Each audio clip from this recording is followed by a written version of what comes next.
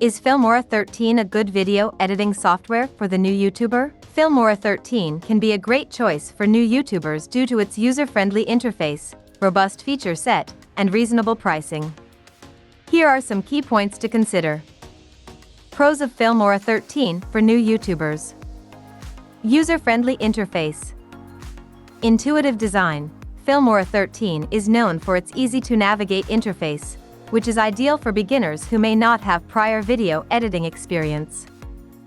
Drag-and-drop functionality. This makes it simple to add elements like clips, transitions, effects, and music. Comprehensive feature set. Wide range of effects. Filmora 13 offers a variety of built-in effects, transitions, and filters that can help make your videos more engaging.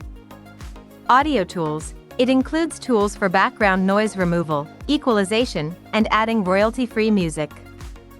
Advanced features. Despite being beginner-friendly, it also offers more advanced features like green screen effects, motion tracking, and keyframing.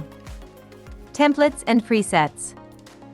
Pre-made templates. These can help you quickly create professional-looking videos. Text and title presets. A variety of stylish text and title presets are available, which can enhance your video's look. Affordable pricing. One-time purchase or subscription.